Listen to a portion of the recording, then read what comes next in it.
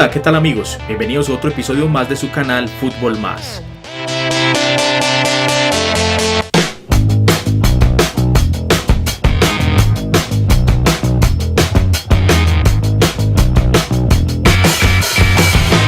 En cada competición de fútbol siempre se dividen los equipos participantes en tres grupos. Primero están los favoritos a ganar el título. Por lo general es un selecto grupo conformado por pocos equipos que varía el número dependiendo de la competición y del momento actual de los clubes o selecciones que la disputan. Luego está el grupo de los media tabla, aquellos equipos que se sabe que harán buenas presentaciones a lo largo de la temporada o del torneo, pero se sabe que hay pocas probabilidades de que sean campeones. Y por último está el grupo de los llamados equipos chicos o equipos por los que nadie apostaría para ser campeones. Sin embargo, a veces los milagros existen y sale a flote aquella frase que dice que en el fútbol no hay nada escrito y nos llevamos grandes sorpresas. Hoy en Fútbol Más presentaremos un top 7 de campeones en los que nadie creía y lograron ser vencedores de alguna de las principales competiciones del mundo. Equipos y selecciones que seguramente antes de empezar las competiciones en las que fueron campeones, nadie los tenía en el grupo de los favoritos e incluso algunos ni siquiera los tenían incluidos en el grupo de los llamados media tabla. Pero estos equipos contra todo pronóstico salieron campeones y en el presente pueden decir orgullosamente que lograron su hazaña. Espero estés cómodo y disfrutes de estos clubes y selecciones que dieron una lección para el fútbol en los últimos 15 años. Número 7. En el puesto número 7, qué mejor forma de abrir este top que con la selección campeona inédita en Europa en 2016, la selección de Portugal. Los lusos llegaban a este torneo sin favoritismos. Aquí en Fútbol Más hice un video en abril del 2016 acerca de las selecciones favoritas a ganar la Euro según las casas de apuestas. En aquel ranking, para darles una idea, las dos selecciones favoritas a ganar el título eran Francia en la posición 2, por la cual daban 4.33 euros por cada euro apostado como campeona, y la gran favorita era Alemania, por la que daban 4 euros por cada euro apostado. En aquel ranking, Portugal ocupaba la posición séptima y daban 26 euros por cada euro apostado como campeona. Es decir, que aquellos que se atrevieron a apostar por los lusos se llevaron un buen botín. En aquel mismo ranking, aparte de Francia y Alemania, también estaban como favoritas por encima de Portugal las selecciones de España en la tercera posición, Inglaterra en la cuarta, Bélgica en la quinta e Italia en la sexta. Ya centrándonos en el desarrollo del torneo, Portugal compartió grupo con Hungría, Islandia y Austria. En esta primera ronda, los lusos mostraron un fútbol muy discreto que solo les alcanzó para pasar como mejores terceros con 3 empates. En octavos de final se enfrentó a Croacia, selección que eliminó en la prórroga 1-0 con gol de Quaresma al minuto 117. En cuartos se eliminó a Polonia a penaltis después de un empate a 1. En semis se eliminó sin prórroga a Gales 2-0 con goles de Cristiano Ronaldo y Nani. Y la final la disputó frente a la favorita selección local Francia, donde los 90 minutos terminaron sin goles y en la prórroga con gol de Eder al minuto 109, por primera vez en su historia Portugal se coronaba campeona de la Euro y por fin Cristiano Ronaldo cerraba su sequía con la selección, que aunque solo disputó 25 minutos de la final por motivo de una lesión, fue de un aporte importante en los demás partidos. Número 6. La Copa Sudamericana es el torneo de segunda importancia en Sudamérica. Este torneo resultó de la fusión de la Copa Merconorte y la Copa Mercosur, dos competiciones que se disputaron entre 1998 y 2001. La primera versión de la Sudamericana fue en 2002, donde el campeón fue San Lorenzo. Al año siguiente, el campeón y gran revelación del torneo fue un club que nadie daba como favorito, el Cienciano de Perú. El camino de este club inca no fue fácil y tuvo que derrotar a grandes rivales. Este torneo, a diferencia de la Copa Libertadores, no tiene una fase de grupos, solo tiene llaves de eliminación directa. En 16avos de final o primera fase, Cienciano derrotó a su compatriota Alianza Lima con un marcador global de 2-0. En octavos de final o segunda fase, derrotó a la Universidad Católica de Chile con un marcador global de 5-3. En cuartos de final, sorpresivamente eliminó a uno de los favoritos al título, el Santos de Brasil, que en aquel momento tenía a Robinho y Diego, y ese mismo año fueron subcampeones de la Copa Libertadores. El partido de ida fue en Brasil, donde Cienciano logró un empate a 1, y en el partido de vuelta, el club peruano derrotó 2-1 a los brasileños. La semifinal Cienciano la disputó frente al Atlético Nacional de Colombia, que por su parte había eliminado a Boca Juniors en cuartos y era el vigente subcampeón del torneo. El partido de ida se disputó en Medellín, donde los peruanos ganaron 2-1,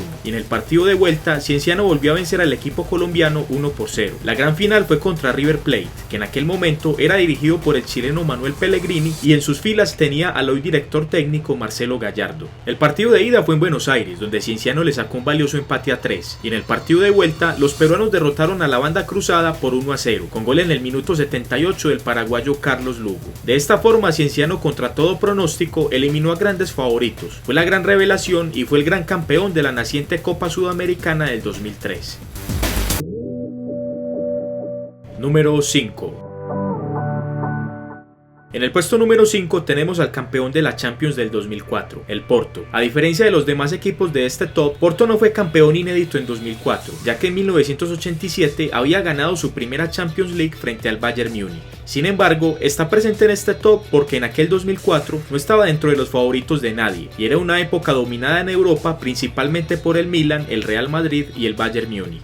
En aquella edición, el Porto compartió el grupo F con Real Madrid, Olympique de Marsella y el Partizan de Belgrado. Porto se clasificó a octavos, finalizando segundo del grupo con 11 puntos, por detrás del Real Madrid que logró 14. En octavos de final, Porto derrotó al United con un global de 3-2. Aquel Manchester era un gran equipo donde sus principales figuras eran Scholes, Giggs, Nistelrooy y apenas hacía sus primeras apariciones el joven de 19 años Cristiano Ronaldo. En el partido de ida, en condición de local, Porto derrotó al United 2-1 y en el partido de vuelta selló un empate a 1 en Old Trafford. En cuartos de final, Porto enfrentó al Olympique de Lyon. El conjunto francés en aquella temporada contaba con una muy buena nómina, donde sobresalían Essien, Malouda, Diarra y Juninho Pernambucano. El partido de ida fue en Portugal, donde Porto se impuso 2-0, y en el partido de vuelta logró sacar un empate a 2 con el conjunto francés. En la semifinal, Porto enfrentó a otro club revelación, el Deportivo La Coruña. El partido de ida fue en Portugal con un empate a 0, y en el partido de vuelta Porto ganó 1-0 con un penalti al minuto 60 convertido por Derlei. Aquella temporada de Champions fue bastante atípica en cuanto al tema de favoritismo, ya que a las semifinales sorpresivamente se habían clasificado clubes revelación sin mucha historia en la competición. La otra llave la conformaron el Mónaco y Chelsea, el club inglés que en aquel momento apenas estaba surgiendo en la competición continental.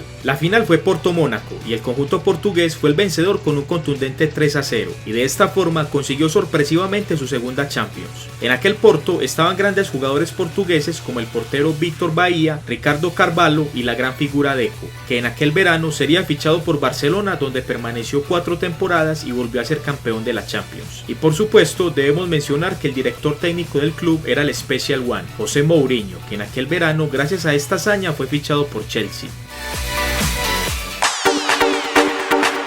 Número 4. En el puesto número 4 tenemos al campeón inédito de la versión de la Copa Libertadores del 2008, Liga de Quito. El club ecuatoriano se clasificó a esta versión del certamen gracias a que fue campeón del fútbol ecuatoriano en 2007.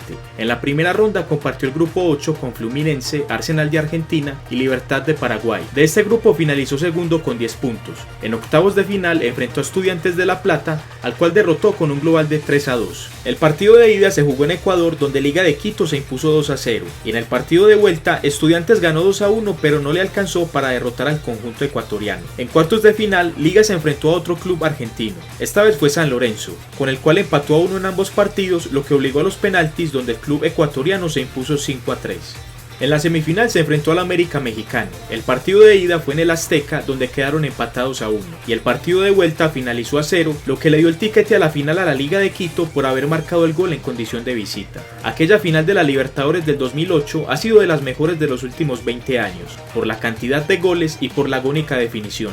El partido de ida fue en Ecuador, donde Liga se impuso 4-2, y en el partido de vuelta Liga empezó ganando 1-0 al minuto 6 con gol del ecuatoriano Luis Bolaños, lo que prácticamente sellaba el título, ya que Fluminense estaba obligado a hacer 3 goles. Pero aquella noche el brasileño Thiago Neves estaba inspirado e hizo un hat-trick que igualó la serie y obligó a los penaltis. En la tanda de penaltis, Liga de Quito ganó 3-1 y contra todos los pronósticos se convirtió en el club revelación y campeón del certamen, y al mismo tiempo en el primer equipo ecuatoriano en ganar la Copa Libertadores. Aquel club era dirigido por el argentino Edgardo Bauza.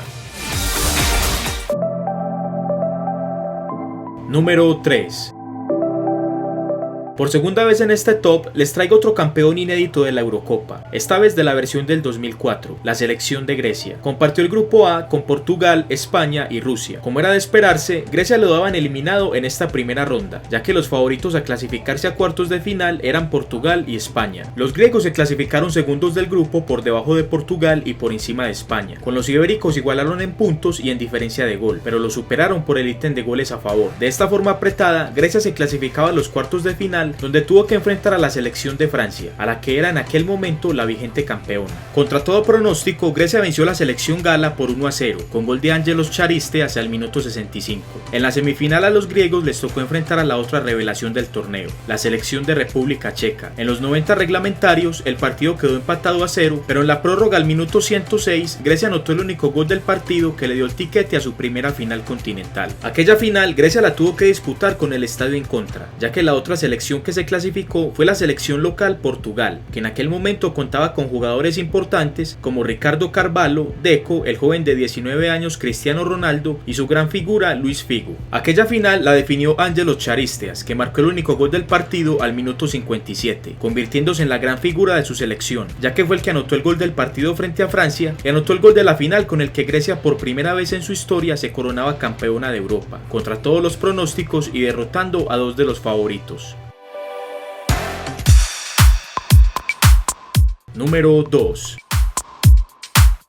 De aquel 2004 ya hemos tenido dos campeones que lo consiguieron contra todos los pronósticos, Porto en la Champions y Grecia en la Eurocopa. Y para cerrar aquel año atípico, vamos ahora al plano sudamericano, donde en la Copa Libertadores también hubo un campeón inédito contra todos los pronósticos, el Once Caldas de Colombia. El club cafetero se clasificó a la Copa Libertadores del 2004, producto de que fue el campeón de la Liga Colombiana en el torneo Apertura del 2003. En la Libertadores se ubicó en el grupo 2, compartiéndolo con el Maracaibo venezolano, el Vélez Sarsfield y el Fénix uruguayo. De este grupo se clasificó primero con 13 puntos. En octavos de final se enfrentó al Barcelona ecuatoriano en una llave muy reñida que terminó con un apretado desenlace. El partido de ida se disputó en Guayaquil, que terminó con un empate a 0, y en la vuelta en Manizales igualaron a un gol, por lo que el partido se fue a los penaltis, donde el conjunto colombiano se impuso 4-2. En cuartos de final, Once Caldas venció a uno de los favoritos, el Santos de Robinho y Diego, que un año antes habían sido subcampeones del torneo. El partido de ida se disputó en Brasil, donde el club cafetero se trajo un valioso empate a un gol, y en el partido de vuelta, Once Caldas contra todo pronóstico se impuso 1-0 y eliminó así a uno de los favoritos al título. En la semifinal se enfrentó a otro favorito brasileño, al Sao Paulo. El partido de ida fue en territorio brasileño, donde Once Caldas se trajo un valioso empate a 0, y en la vuelta ganó 2-1 con un agónico gol al minuto 90 de Jorge Agudelo. Hasta ese momento del torneo, Once Caldas obviamente era la gran revelación de la competición, pero para cumplir su sueño debía derrotar al rival más difícil de aquella época en la Copa Libertadores, a Boca Juniors.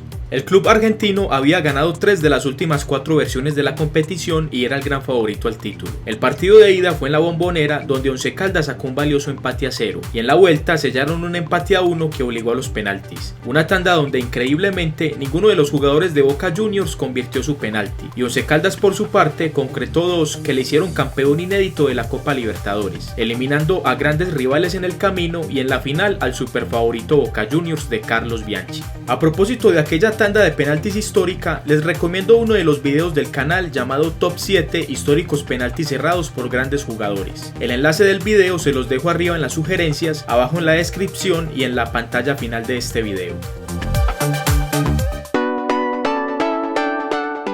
Número 1.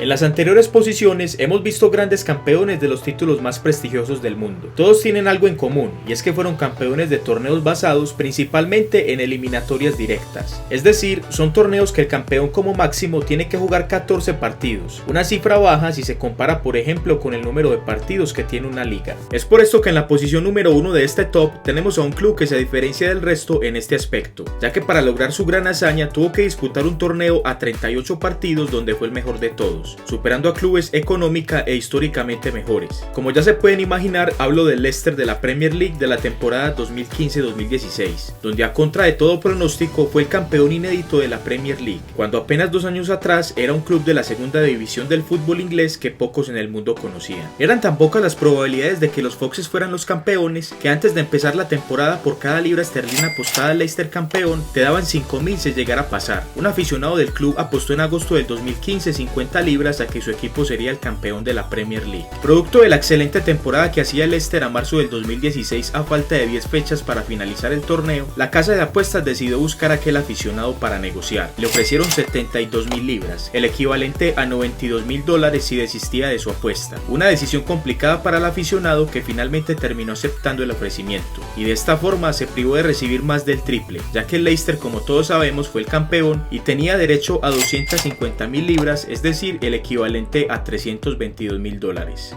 Ya centrándonos en la tabla de posiciones final de la Premier League 2015-2016, el Leicester finalizó primero con una amplia diferencia de 10 puntos sobre el segundo, que fue Arsenal. Los Foxes se proclamaron campeones el 2 de mayo del 2016, cuando aún faltaban 2 fechas para finalizar la temporada de la Premier. Sin duda alguna, esta hazaña será difícil de igualar y probablemente pasarán muchos años para que volvamos a ver a un campeón inédito de una liga tan competitiva como la inglesa. Para darnos una idea, el último campeón inédito de la liga inglesa lo había logrado 38 años atrás, cuando el Nottingham Forest en 1978 logró su primera y única liga. Es decir, que pasaron casi 4 décadas para que volviera a haber un club que se coronara por primera vez en su historia campeón de la Liga de Inglaterra. Te invito para que en la caja de comentarios escribas qué otras hazañas incluirías en este top, y adicional te invito para que escribas el nombre de las competiciones a las que pertenecen estos trofeos.